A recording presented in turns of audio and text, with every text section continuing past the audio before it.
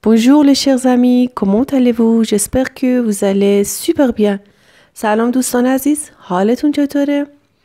توی این ویدیو قصد دارم راجع به قسمت‌های مختلف خونه باهاتون صحبت کنم و اجزای خونه رو بهتون آموزش بدم. Voici un jardin de fleurs. Voici un jardin de fleurs. این یه باغ هست به همراه تعدادی گل.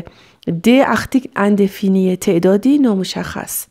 ده fleurs. میبینید که fleur هم اسم جمع گرفته. Voici un jardin et de fleurs. اگر بخوایم fleur رو به صورت مفرد بگین une fleur، یعنی اسم c'est un nom féminin. Une fleur. Dans le jardin, voici une maison brune. Dans le jardin, voici une maison brune. توی باغ یک خونه هست به رنگ قهوه‌ای.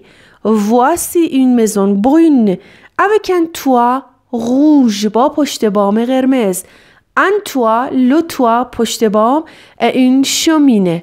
Et une cheminée و یک دودکش. cheminée c'est-à-dire دودکشی که از پشت بام بیرون میاد.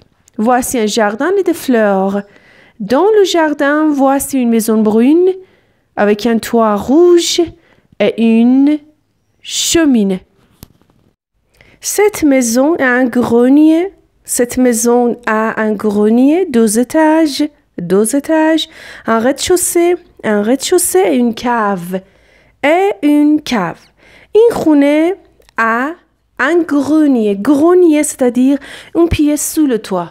اتاقی که زیر سقف باشه و معمولاً به عنوان انباری استفاده میشه گرونیه. اتاق زیر شیروانی. دو تا طبقه داره. un rez-de-chaussée طبقه همکف et une cave و زیرزمین. une cave c'est-à-dire une pièce sous le rez-de-chaussée ou sous le sol.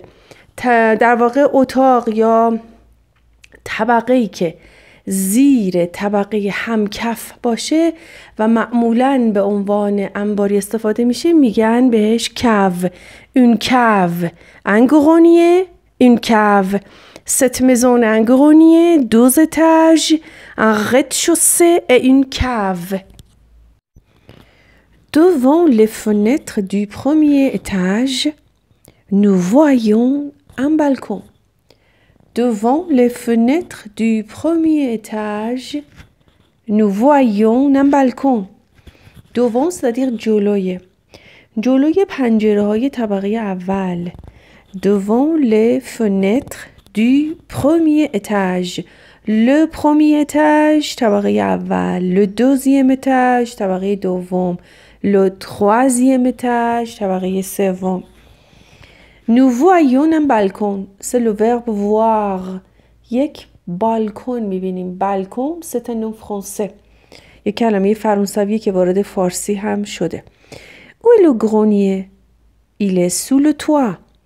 Où est le grenier? Il est sous le toit. Où est la cave? Elle est sous le rez-de-chaussée. Où est la cave? Elle est sous le rez-de-chaussée. این موقعیت گرونیه و کاو رو از شما میپرسه.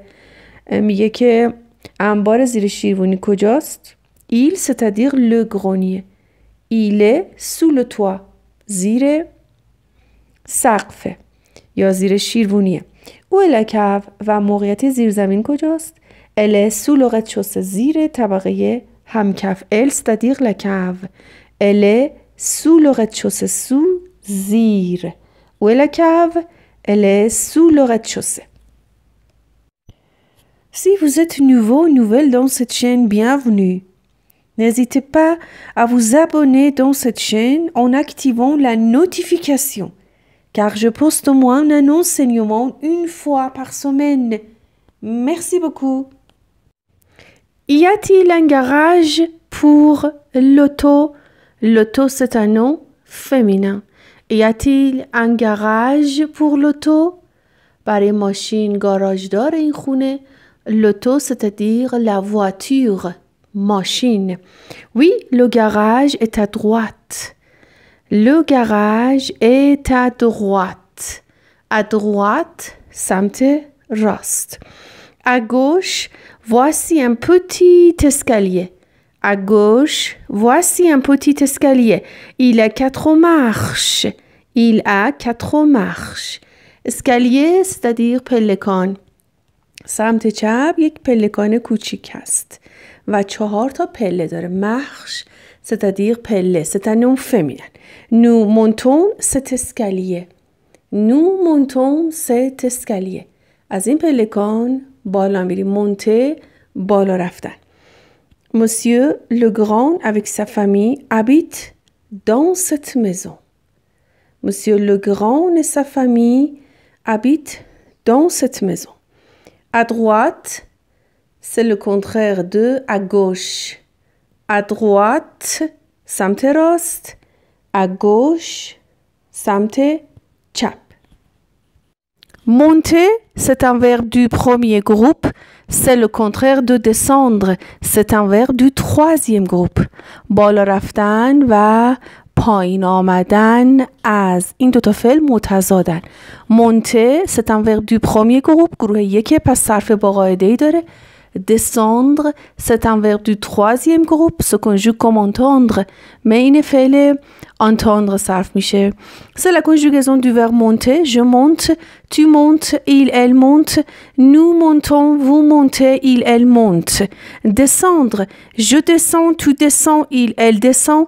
nous descendons, vous descendez, il, elle descendent. چون گروه 3 هست پس صرف بی‌قاعده‌ای داره. je monte l'escalier. من از پلکان بالا میرم. je descends de l'escalier.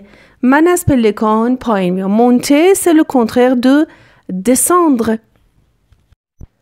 les différentes maisons. انواع متفاوت خونه ها. la maison, la maison خونه. l'appartement, l'appartement ou un appartement c'est un nom masculin. appartement. l'immeuble, l'immeuble, un immeuble c'est un nom masculin. مجتمع مسکونی. le bâtiment, le bâtiment به طور کلی ساختمان.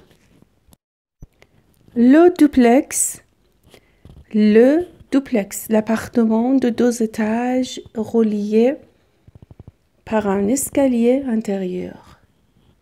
در واقع خونه‌ای که 2 طبقه باشه و توسط یک پلکان از داخل خونه این 2 طبقه به هم دیگه وصل باشن میشه دوپلکس. la maison de plein pied, la maison de plein pied خونه 1 طبقه رو میگن. le pavillon, le pavillon خونه ویلایی. la chaumière, la chaumière کلبه پوشالی. la baraque, la baraque کلبه چوبی. la maison de campagne, la maison de campagne ou le bungalow, le bungalow این 2 تا به معنی خانه ییلاقی هستن. la cabane, la cabane, le cabanon, le cabanon کلبه. la demeure, la demeure منزل.